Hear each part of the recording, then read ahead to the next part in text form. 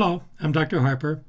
This video is a syllabus video for BANA 6630 section E01, the online section, Management of Operations Spring 2022.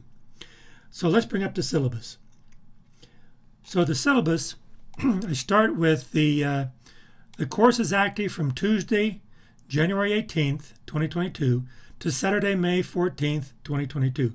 And what this means is everything is done between January 18th and May 14th. Nothing before, nothing after.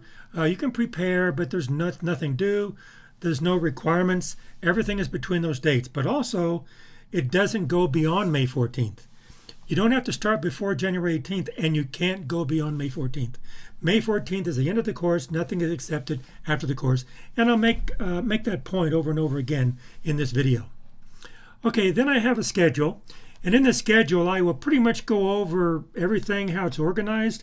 But then further in the syllabus, I will go into more detail, or actually put it in writing so you can read it.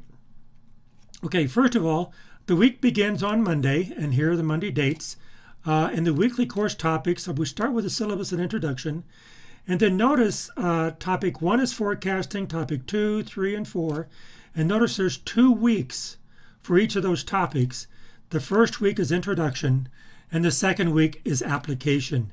And what I mean by that is the introduction is like a lecture, definitions and explaining it, describing it. And then the next week, the application, there's where I go into applying it. Looking at the quiz, looking at the homework, looking at the memos, looking at the assignments. And notice for each one of these, topics 1 through 4, I have a quiz, I have a homework, and I have a memo. Now the quiz is designed for mechanics, definitions of terms, the equations, Excel, how to solve problems. It's very basic. The homework is designed for application of the in business problems. It's looking at how to define the problem, how to solve the problem, how to use Excel to solve problems. And so we have recognition of the problem and understanding the problem. It's more of problem solving. And the memo assignment is more designed for communication. Communication is important in business, and this is, do you understand what you did enough to actually communicate it? And all 3 of these I'll talk in more detail as we get into the syllabus. But then after the break, then I have topics 5, 6, 7, and 8. And notice these just have quizzes. That's all. Well, these quizzes are mechanics, definitions of terms, and also the mechanics of the techniques. But they're also problems, because all you have is quizzes. There's no homework or memo at the end of the course, just quizzes. Now, I want to also mention that every quiz, homework, and memo, well, not every quiz, but as I go through, quite often I will have videos to describe these things on how to work them. Now, when I have the videos to describe the quiz, homework, and memo, a lot of times it's from another semester, so the numbers will be different, but the procedures are the same. Then I have exam review and project instructions. And after I do the exam review, which I talk about the exam, project instructions, I talk about the project at the end of the course. Then you have this week and the next 2 weeks, you have 3 weeks to do the exam online and do the project report and presentation online. And we'll talk about all this down below. Now, what's very important, most important, is the end of the course is Saturday, May 14th. Nothing is considered after the end of the course. I want to emphasize that, because that's a strict requirement. Once May 14th comes, then everything is shut down. May 15th, whatever I have that you submitted, I'll grade all this stuff and post grades, post the final grade. Now, through the course, the grade on all your assignments will be on Canvas. But after the end of the course, after May 14th, the course grade will not be on Canvas, but it will be reported to the registrar. and not on Canvas. So you won't get your course grade on Canvas, you get it through the registrar. But all the other grades are on Canvas. The required textbook here is Heiser and Render. I put this up front because a lot of people do want to know what that is and to get it. But I'll talk down below on how to use the required text. Grading. Now the grade is based solely on grade measure performance. And grades are not negotiated.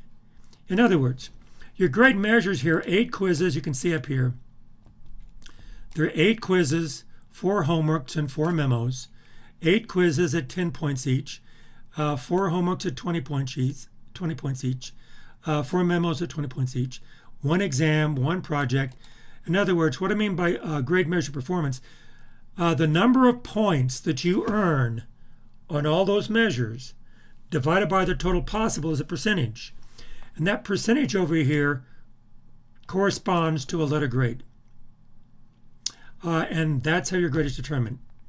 It's not negotiated, it's not subjective, it's objective. It depends on what you earn. Okay, also notice there's no plus minus grades here. A, B, C, D, F, no plus minus grades. And I round up. In other words, 89.5% is rounded up to 90%. Less than 89.5% is rounded down to 89. And I use that rounding convention for grades, for all the assignments, for everything we do in this course. Okay, now the summary for what I just said is the quiz assignments will emphasize mechanics. Homework assignments will emphasize application of a problem-solving approach to business problems, operations problems. Memo assignments will emphasize communicating results in a business environment. Exam is designed for evaluation. I'll describe that in more detail later. Project is designed to conduct independent research on a topic related to the course and a bridge between the course and going beyond the course. Video resources are available online through Canvas. And synchronous in-person office hours are on Tuesday from 5 to 6 in the business school in my office. And synchronous virtual office hours through Zoom will be Tuesday and Thursday at 11 a.m. And the link is provided in Canvas. And then asynchronous communication through the Q&A question and answer link in Canvas on each module. So now at this point right here, we're talking about Canvas. Now's a good time to bring up Canvas. And I did bring it up in the welcome video, but here, notice I have down here, I have the office hours, and there's a Zoom link for virtual office hours, synchronous. And the synchronous in-person is right here. And then the asynchronous question and answer, like if we look at forecasting here, on each module, I'll have a Q&A. You click Q&A and you'll go to the discussion. And that's asynchronous. And you can come and go anytime you want. Post your questions, you're going to get answers, you can share information. And this is the communication, primary communication for the course. And I will visit this and I will contribute as appropriately. Okay. And also, we have the other resource is my Dr. Harper's Classroom. This is my YouTube. I also have a website, mdharper.com, which I'll talk about more detail here in the syllabus. Okay, let's go on. Now, the policies and procedures. First of all, this course description is right out of the catalog. And this is an overview of an online course design. I've already done this, said this up above, but I say it again, I put it in writing. The course design contains multiple resources. The course design includes deliverables. The lectures will be on, was a video. There's different kind of videos. The lectures will primarily have objectives, all the different objectives that I have for the different videos. Each student is required to submit deliverables when due. Again, no late assignments are accepted. And if you notice up here, I do say this right here, no late assignments are accepted. They're accepted Sunday night with these dates. And you see what is due then by 11:59 p.m. Okay, and I'll talk about submissions later. But this is when they are due and this is the schedule. Okay. Then deliverables are designed for learning. The quiz, homework, memo, those are designed for learning. But the exam is designed for evaluation. I evaluate what you know. I don't try to ask you things you don't know. I evaluate what you do know. Talk about that later in the syllabus. The projects are designed for each student to conduct research on a topic related to the course. And the project deliverables are an individual composed report and a presentation that's part of the report of your resource findings. No work is accepted or considered after the end of the course. So that's a general overview. Okay, so let's go on and let's get into the details. First, this is the required textbook. Now, as I said before, that I encourage, like in the welcome video, this is a textbook, but I give you a lot of resources, a lot of video resources, a lot of Excel resources. I have a textbook resource, and I encourage students to use these resources accordingly, according to your learning styles. Every person, every learner is different, every student is different, and you have to decide the best way for you to learn and the best way for you to use these resources. In other words, people say, am I supposed to read this? And I say, it's a resource, you use it according to what's best for you. Okay, Canvas is also required because there's where you download assignments, you have links to resources, and you upload assignments. Prerequisites. Although there are no prerequisites for this course, knowledge of mathematics, statistics, and Excel will be useful. And what I mean by this is that they'll be useful, but this is not a math course. This is not a statistics course. This is not an Excel course. So I'm not teaching that, but I'm using it. So if you come to the point where you need help, you don't remember, or you need help, I'll help you. There's no problem with that. It's just not a formal part of the course. Here's a required material for the textbook. And I say required because it's required in that it is a resource for you to use the way you need. Like in forecasting here, chapter 4, pages 105, and this is Latin for following. 105, and you continue on until it doesn't help anymore. And so it's really up to you, beginning on 105 is where this information is. On the other hand, linear programming, this is contained between those pages, transportation model between those pages, etc. Course objectives. These are my objectives. First of all, this course, I have designed this to be a survey course. I go into enough depth to go further, but it's not a technical course in that it's a purely survey course because I cover a lot of material. But in that survey course, I will emphasize concepts, methods, and strategies that are used in operations. Okay, and what I mean by concepts and methods and concepts is the idea. What does it mean? What's the thinking behind it? The philosophy behind it? The methods or the techniques? And strategies are how do you use them? Okay, the way I do that, I have 3 objectives. Recognition of your problems, application of the techniques you use, and then communication of your results will be emphasized in lectures, assignments, and exams. Now, all 3 of these are key. You have to recognize the problem first, recognize the problem, what it is, before you solve it. So many times in business, people solve the wrong problem because they're solving the symptoms of a problem and not the problem. And we'll talk about that in this course. But you have to recognize what the problem is, define the problem before you solve it. Too many times people solve the wrong problem. The next is application techniques. Know the technique, know how to apply it appropriately to get the right answer, because you have to know how to use these tools. And you have to know what they are when you're done with them. What it does, what it says, what it doesn't say. And finally, communication of results. Communicate the results in such a way in business for people to use them. It does no good to know the answer if you can't communicate in such a way that people can actually use that answer to run a business and to run operations. So communication is key.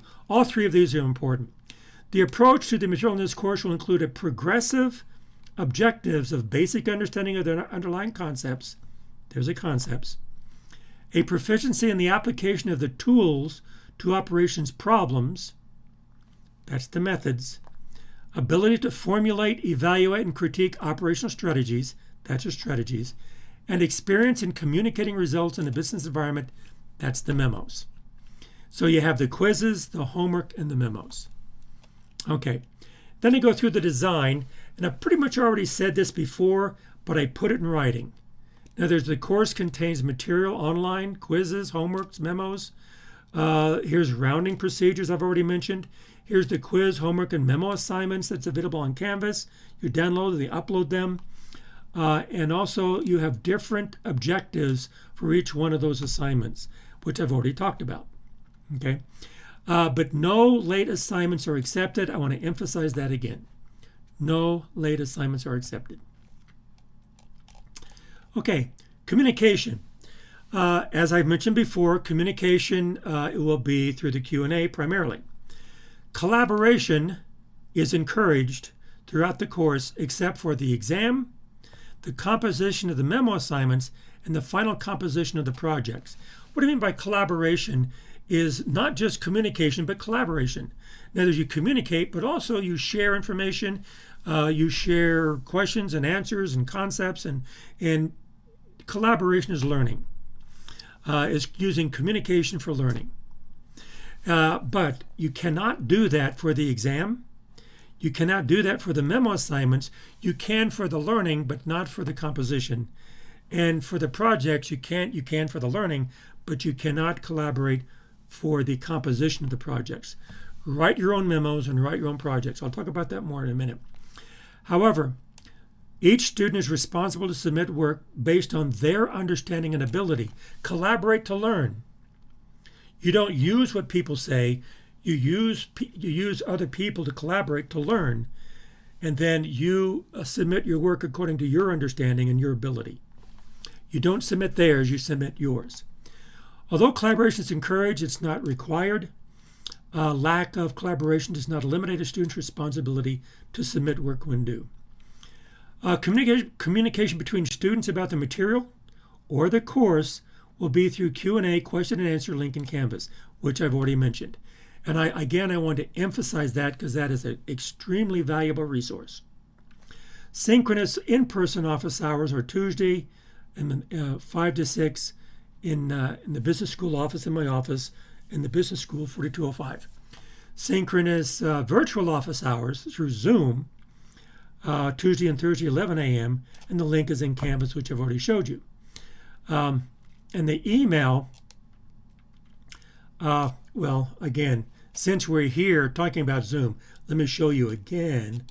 Down here at the bottom, that's the link I'm talking about for Zoom. And here it is, Tuesday and Thursday at 11, and there's a link. Click the link and I'll be there. I'll wait 15 minutes for students to join. And if they don't join, then I'll close it. Now, my definition of office hours is that if a student shows up, then I will spend an hour or 2 hours, and I've spent more than an hour with students. I don't interpret that as meaning that I will wait for hours for students to show up. I mean, I will spend hours with students, but I won't stay there waiting for students. That's my interpretation.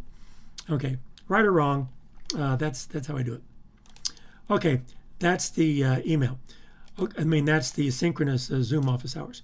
Now, email or Canvas messaging are less efficient and less reliable modes of communication. Now, the reason that's true is, first of all, email is very unreliable because there's more than one Michael Harpers. More than once, almost every semester, a student will not use this link and will email. It'll go to another Michael Harper. There's multiple Michael Harpers here at UCD. And someone else will get my email. I don't forward it. I never see it. Two, sometimes it gets embedded in like 40 or 50 emails, and I think it's spam or I think it's an advertisement, and I don't see it because you don't include that it is really a student. Three, it could go to spam. So email is probably the least efficient and reliable way to communicate. Canvas messaging is not as reliable. It's a little better than email because it will get to me, but quite often I won't know what course it's from, or I don't know what student you are, and there's going to be a lot of them. The best way for communication is the Q&A, because it's exactly the course that you're in, it's the topic you're on, it's the module you're in, it's other students with the same questions, and I'm there. And so that's kind of like talking in a room where we're all together, than talking in a crowd where everyone else is talking at the same time. Okay. Now take care to use these modes only when necessary or appropriately. Communication concerning the course material should be through Q&A discussion link in Canvas. Should email be necessary for personal communication, and sometimes it is, use this email address and include the BUSN 6630 in the subject area. Okay, and then I will know what course you're in. Okay. Okay, now the submission. Quiz and homework assignments will be submitted, assigned, graded, and you have to submit them through Canvas. No late assignments are accepted on the quiz and homework. Make sure you submit them on time. And answers will be posted after the due date. Now, submit answers to the assignments through Canvas. Quiz questions and homework questions will be posted on Canvas. Carefully follow this procedure. This paragraph is extremely important. 1. Download the questions from Canvas, which will be in a Word file. Download it. You have the questions in a Word file. 2. Obtain the answers for all the questions. Get all the answers. You answer every single question from that Word file, and you get all your answers. You're all ready to submit. Only when all the answers are ready to submit, submit all the answers through Canvas at one time. You can't go back. You only have one time to do it. That's why get everything ready, submit it one time. You can't go back and resubmit or do it another time. Okay, each student is responsible to submit answers through Canvas correctly, completely, and on time. Answers may be submitted only once. You can't submit it again and again. And the first time you submit it, that's what counts. Assignments submitted will be accepted as an entire assignment and graded as an entire assignment. Once you begin submission, you have only 60 minutes to submit all the answers to an assignment only if all the answers are submitted on or before the due date and time for the assignment. This is extremely important. Let me explain. You have 60 minutes to submit it. You can only do it one time. So once you click Submit in Canvas, it opens it up and the clock starts. You have 60 minutes. Well, you're just submitting letter grades. And so usually people submit it within 4 or 5 minutes. But you have 60 minutes. And that's more than enough time. You only need 10 minutes to do it. But you start submitting, and then once you submit, you're done. But you have 60 minutes. But the second deadline is the due date and time. And if we come up here, notice the due date and time as established up here is Sunday, 11:59 p.m., Sunday of these dates on Sunday, 11:59 p.m. Now Canvas, if it hits 11:59 p.m., boom, it'll submit for you whether you're ready or not. Okay, and that's what I'm saying down here. That, if I can come back to it, here we go. Once you begin submission, you have 60 minutes, only if it's before the due date and time. In other words, if you start 11:58, 1 minute later it's 11:59, Canvas will submit it and you can't, then you're done. So the due date and time supersedes the 60 minutes. In other words, the due date and time are strictly enforced by Canvas. Canvas will not allow submission after the due date and time, even during the 60-minute time window. And that's important to know. The entire assignment must be submitted on or before the due date and time indicated. No late assignments are accepted. Assignments not submitted have a grade of 0, and the answers to the quiz and homework assignments will be posted online after the due date. No partial credit. And then I go on. Here are the rounding conventions that are supposed to be used. Any grading errors, because sometimes there are errors. Sometimes things are not graded or incorrectly. There's so much stuff happening. You notice there's an error. Well, tell me about it. I go, oh, you're right. It's an error, and I'll correct it. Okay, and so I'll resolve these errors as soon as possible. Just make sure you let me know. Collaboration is encouraged to aid in learning, but not required. Although collaboration is encouraged, students are expected to perform their own work. Already talked about that. Okay, next are the memo assignments. The memo assignments are small case studies. I will make available an assignment memo online at appropriate times that will initiate work from each student. And the assignment memos are on Canvas. You download the assignment. It's a Word file. It's 1 page. Each memo assignment requires 2 submissions from you. 1, a response memo. 2, a technical memo. Each memo is limited to 1 page. Submit both memos in 1 PDF file. In other words, what this is saying is this memo assignment is I'll have a memo assignment. You download the Word file. It's a 1-page memo that describes, it's like a memo. It's describing a scenario, a case study, usually a client or a company, this client needs this, here's some data, let's work it. That's a case study, so you can work together. I will work with you on it. As a matter of fact, I will work with you and I will say, oh, here's how I worked the problem for like another problem, different numbers, but the same procedure and the same idea, but the numbers are different. And you could say this, you could say that. And so I'll even give you the answers. But we're a team.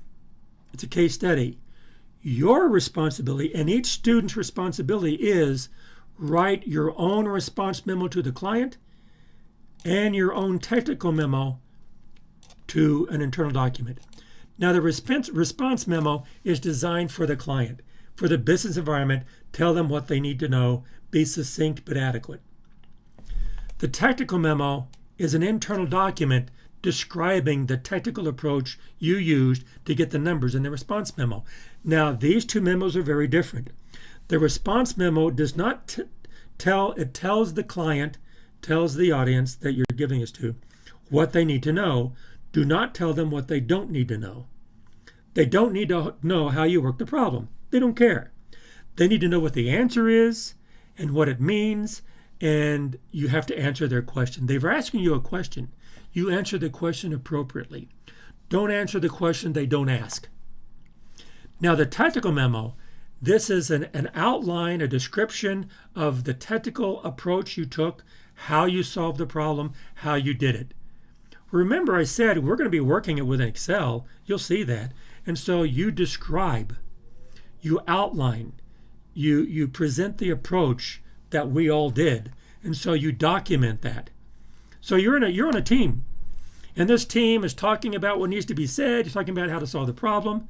Your job is to filter that. This is what needs to be said. This is what's important to the client. And this is what's important to us internally. Okay, and so both have to be appropriate.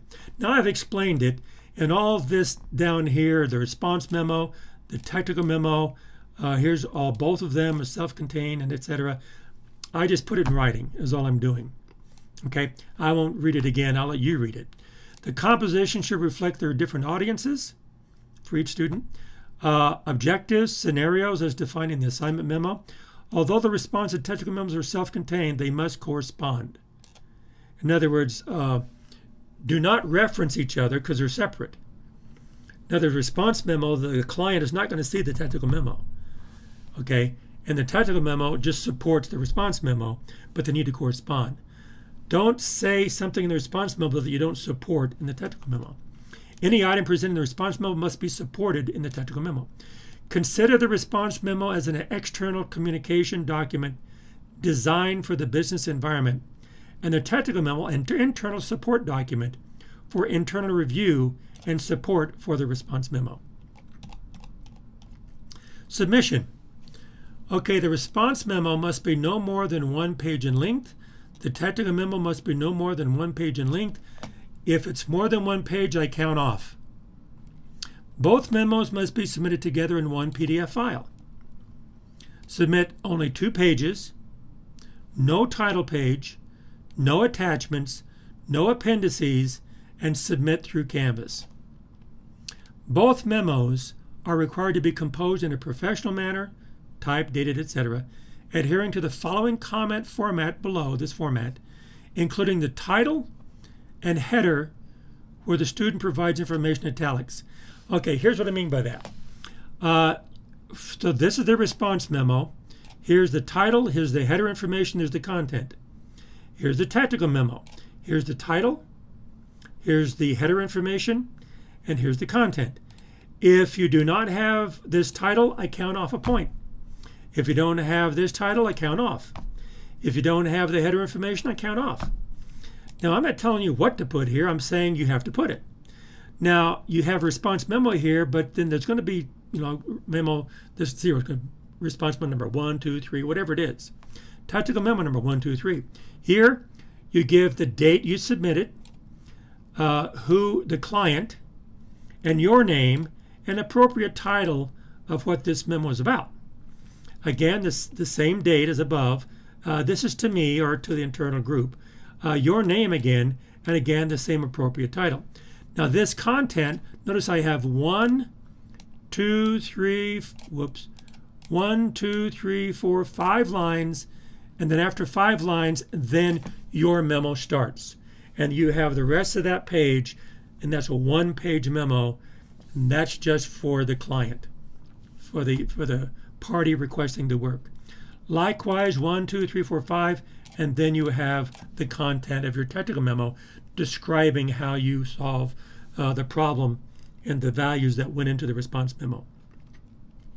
That's how you submit it. Memo composition, plagiarism, and academic dishonesty. I will be grading on the memo format, title and header information, and memo content that contains technical accuracy. In other words, did you say anything wrong? Answers the client's request adequately. Did you answer their request or not? They asked this, you didn't even answer that. You said something else. And responds appropriately within the scenario presented. In other words, did you actually respond to a client, or did you respond to your colleagues or me? It says, you're not talking to me, you're talking to the client. For example, it says, oh, here's how I saw the problem. That's not for the client. That's internal. However, each student's judgment of content and composition should reflect their knowledge, personality, and communication style. Each memo must be original and should exhibit professional quality and value. Now, this right here is why I don't really give you examples of what the response to technical memo are. A lot of people say, could you give us an example? I say, no, I did that once, and they were all the same. Don't want that. I want you to think about what's the best way for me to communicate this. And we'll be talking about what to communicate, but then you have these memos are how do I communicate it? In a response memo, how do I communicate it in a technical memo internally? Okay? And so the content, the student's judgment of content and composition, that's yours. It's your memo, it's not my memo. And sometimes people still say, is this going to be okay? Did I say this right? And I go, I'm not going to tell you how to do it. It's your memo, but don't say anything wrong, and answer their questions. I'll say, did you say anything wrong? And did you answer their question? And did you respond appropriately to a client? Okay, those are the 3 things I'll be looking for. Collaboration is encouraged to aid in the learning, the material, but not required. Most importantly, collaboration should be limited to the calculations, analysis, and understanding of the content of the memo assignment, but not the creation or composition of the response memo or the technical memo. Each student is required to do their own writing, their own composition, and their own production of the memos, both of them, and submit originally composed work. And sometimes grammar is off, and if English is your second language, you can get people to help you. And sometimes grammar is off, they say things incorrectly. I'm not going to grade on grammar. I'm grading on content and composition that you actually reported it appropriately to these people. Essentially, the same response or technical memo submitted by 2 or more students will receive a 0 and will be considered a violation of academic dishonesty standards. Academic dishonesty is cheating. The incident may also be reported to the Internal Affairs Committee of the business school and also reported to UCD, the campus, the university. Do not assist another student by allowing them to see a copy of your written work. Academic dishonesty includes copying from another student or allowing a student to copy from your work in part or in whole. The purposes of memo assignments are to test your understanding of the techniques, your ability to correctly apply the methods presented in a business context, and your ability to communicate these concepts in a business environment. That's the purpose and objective of those memo assignments. Communication is important in business because it demonstrates you understand not only what the problem is, what the answer is, what the answer means, and what it means to business. Exam. Exams given this course will be designed for evaluation. Now, what I mean by designed for evaluation, I'm evaluating what you know. I don't ask you things you don't know. And a lot of times I'll even, not a lot of times, I will give you an exam study guide and say, these are the kind of questions I'm going to be asking. I will ask you these kind of questions. I will not ask you these kind. So come in prepared and ready to answer those questions. Okay? Exam study guide will be available to prepare for the exam, and it'll be very helpful. And I put that on Canvas. Now, the project, each student is required to conduct independent research on a topic based on material related to the course. The deliverables for each student are an individual report and an individual presentation, a report and a presentation. Each student must have a different project. There's no group projects in one present. Each person does their own. The project grade for each student will be 10% on the presentation, 90% on the individual report. And detailed instructions for the project will be provided during the course. As you get closer, I'll have a detailed instructions on how to do it, what information, etc. Okay, the originally composed individual report shall demonstrate the student's knowledge of the research and ability to effectively communicate the knowledge appropriate to a business professional. Now, the memos are in a business environment. This is to a business professional. This is like a peer, a colleague. This is like telling, whereas the technical memos are the technical aspects, this is like a business aspect to a peer or business professional. That's what these projects are for. Each individual project report must be unique. Write your own. Don't copy from anyone else. The length of the report and the format should be more than 2 pages and follow the guideline of succinct but adequate. I love that term. It's my favorite term. Succinct but adequate. Succinct is for business. Business do not want you to go on and on and on and on. Just tell me what I need to know and stop talking. And adequate. It's enough to know what I need to know. Don't say a little, say enough. But don't say too much. Be succinct. The length must be enough to adequately present your work. Okay, that's adequate. The length can be considered negative if too long and content is not significant. That's succinct. Okay, submit the completed individual report only through Canvas as a PDF file on or before the due date and time. Each report may only be submitted once, on and on and on. Okay, just as before. You only do it once. If you don't submit it, you get a 0. Nothing's accepted after the end of the course, etc., etc. No collaboration on the composition. You can collaborate on the material, but not the formulation, writing, production of that report. It's yours. Okay. Now, submit your report through Canvas as a PDF file. Do not use a cover page but use the title below on the first page where the student supplies the italics. In other words, you put together a one-line title, and then you have these 2 lines, and then you have your name, the date, and notice I have 1, 2, 3, 4, 5 lines. That's all. And then start your report. 2 pages, 3 pages, 4 pages, whatever is adequate, but be succinct. Only say what needs to be said for your colleagues and for a business professional. Okay, and the report reports the details. I learned this, here are the details. But the presentations then will be a summary of the student's research.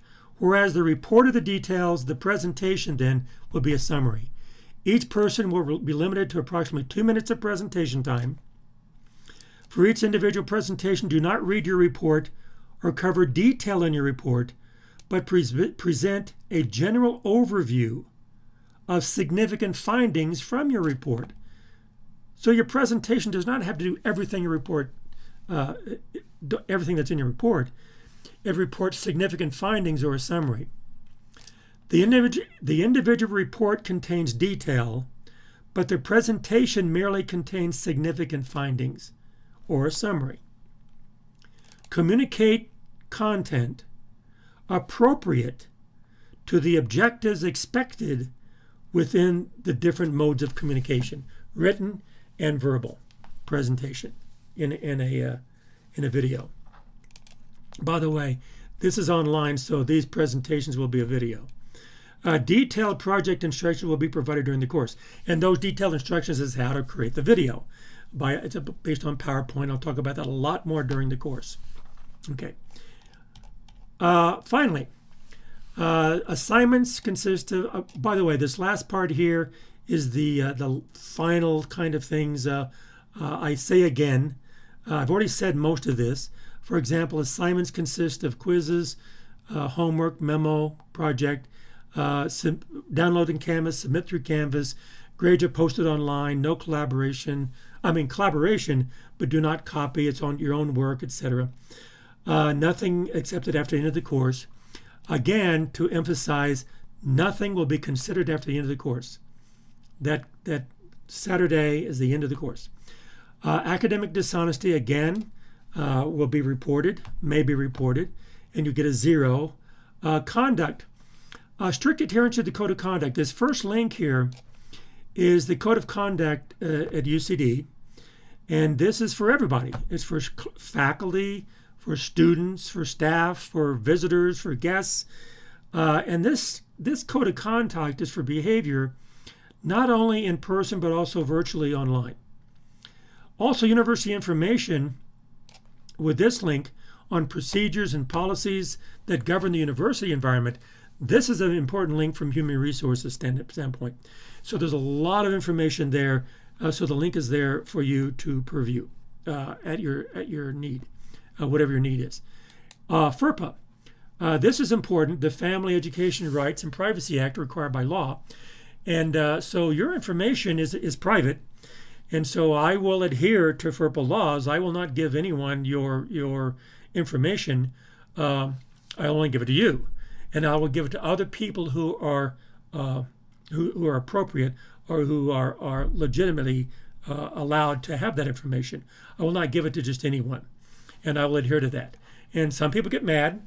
Sometimes family members or whatever will ask for that information. No, you can give it to them. I will not.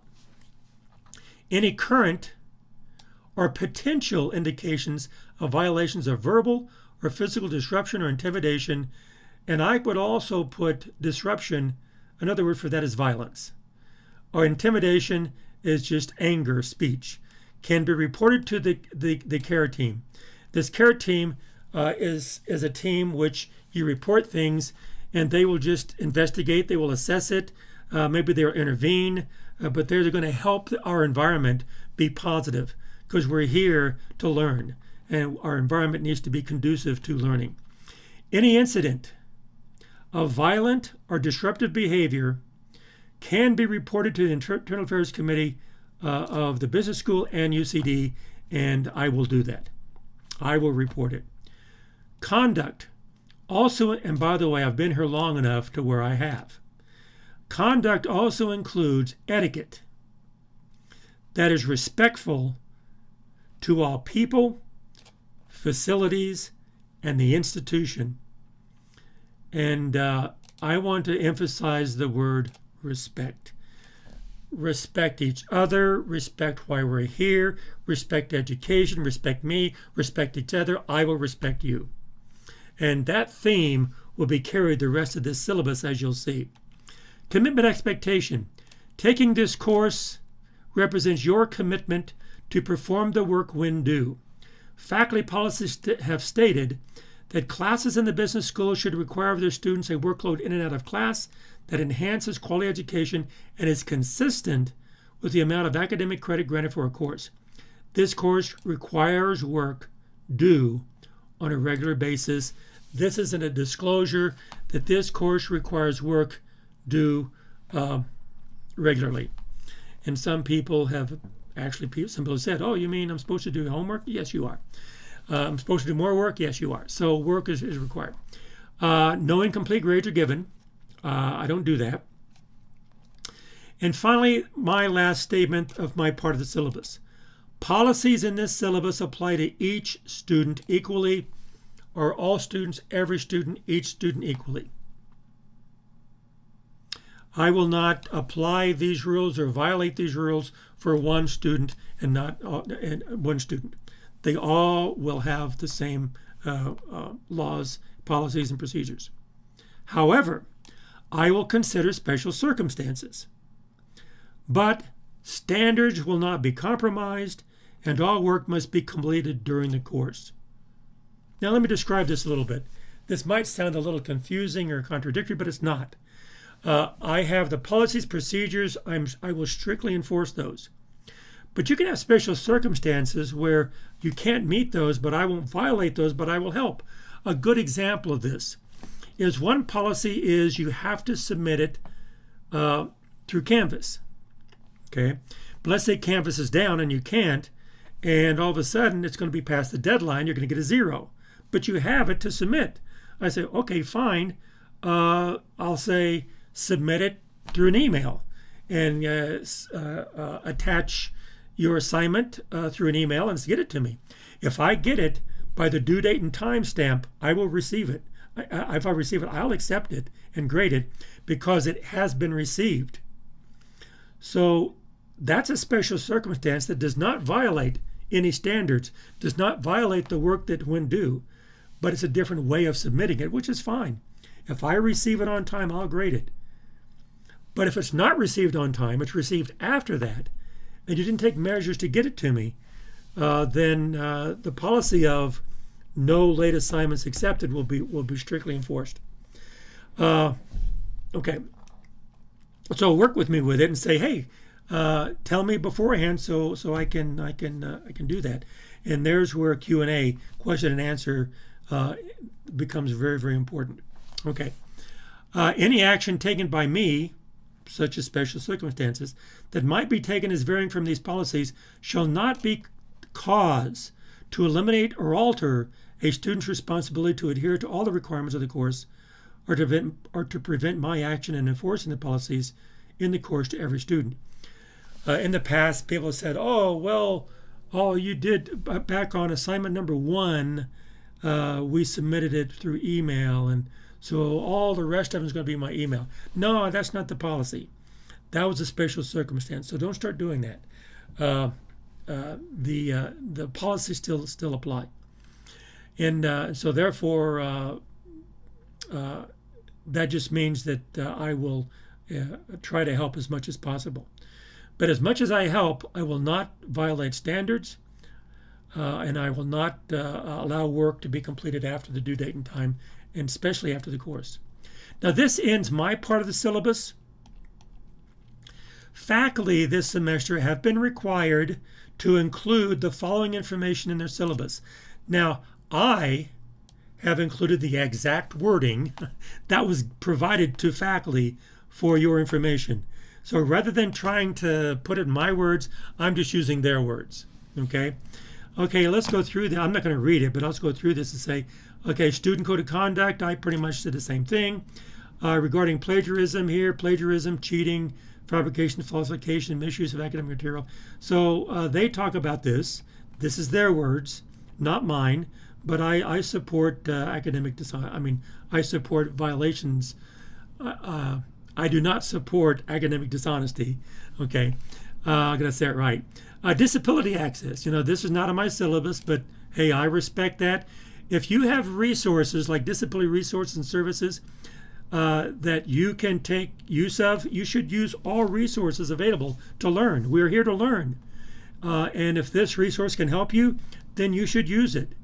Okay, so everyone should use all the resources according to their needs. And I totally support that. Non-discrimination and sexual misconduct. This has no place at a university. It should have no place in education. You're here to learn. I'm here to teach. That's what we should be doing. There should be no misconduct, no discrimination, nothing. It doesn't matter where you're from, what you do. It doesn't matter. When I look at you, you're a student. I'm a teacher. I'm going to teach. You learn. That's why we're here. That's my emphasis. And I will do my best job, regardless of where you came from or whatever they can list here. Okay. University policies prohibit sexual misconduct, including harassment, domestic and dating violence, on and on and on. So and there's a link. Statement on pronouns and preferred names. Again, I don't know your preferences. I respect your preferences. And I may not use the right pronoun or name out of ignorance. And I apologize beforehand, but tell me what you want, how you want to be referred to, and what names and pronouns you want me to use. And I'll use them to the best of my ability and the best of my knowledge. But out of ignorance, I might say it incorrectly, and I apologize. I don't mean that. Again, I respect that. But you're a student. I'm a teacher. That's what's important to me. And if you want me to use a name, I'll use it. But I have the highest regard, the utmost regard for the title of student. Because I'm a student too. I'm still learning. And so you're a student. And if you want me to use a preferred name or a pronoun, I certainly will. I respect that. Diversity and inclusion. Okay, now this statement here is from Dr. Brenda Allen at the UCD. And this is diversity and inclusion. It's a very good statement. These are not my words. These are Dr. Brenda Allen's words. And I probably wouldn't say it this way. I understand what she's saying, what she means by this, and I support the meaning. But I probably wouldn't say it this way. What I would say is, like I said before, you're a student. That's what I see. That's how I respond to you. I'm a teacher. That's who I am. And that's what's primarily important to me. And that's really all that's important to me. I will teach you as well as I can because you're a student. Okay. You're here because you're a student. That's why you belong here. Because you're here to learn. You're here because you want to learn. You're a student. Then that's all I need to know. And that's good enough for me. I will teach you to the best of my ability. Okay. That's how I would say it. There's a counseling center, and this is important over Tivoli. Again, if you can make use of these resources, counseling, use them. Use the resources. Everybody should use resources when they need them. And here's the care center care team again, and the care link, which I said in my syllabus. Land acknowledgement. This is interesting. Acknowledgement that we reside in the homelands of indigenous people is an important step in recognizing the history and the original stewards of these lands. And this, again, these are not my words. These are from Gracie Redshirt Tyon, the director of American Indian Services. And I thought it's interesting that this is in here. And again, I probably wouldn't say it this way, but I totally and fully support what the concept of what she's saying. I would probably go a little further, emphasize a little bit differently that yes, we do have indigenous people here, and actually you are among indigenous people. And there's the more than just the land is part of the culture of many of the indigenous people's culture. The land and nature and also humans are part of the culture. And that's different than other cultures. And respect it because we're here. Beyond that, more than that, is that just respect the culture where we're in. Not only the culture of indigenous people, but also that indigenous culture is a basis. We build cultures upon that. The cultures within subcultures. And also in that culture, and the indigenous people, is a culture of education, of the universities. And the universities and the indigenous people respect each other, respect other cultures, and so should university. That's the kind of culture we need to respect, and we need to live in, and we need to develop as we learn. Okay, you're here to learn. I'm here to teach. I want an environment such that that happens to the best of our abilities. Okay. Important dates to remember. These are for the academic calendar. This is a good resource for the dates when things are due and when things for the registrar. Okay, well, that is a lot of information on the syllabus. I hope this helps. And so review the syllabus and review this video all the way through this course, because it does have a lot of information, as you've seen.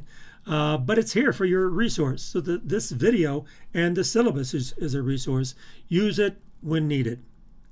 So between now and the next time I see you, at the beginning of the course, I want to urge everybody to take care, to be safe. And between now and the next time I see you, take care.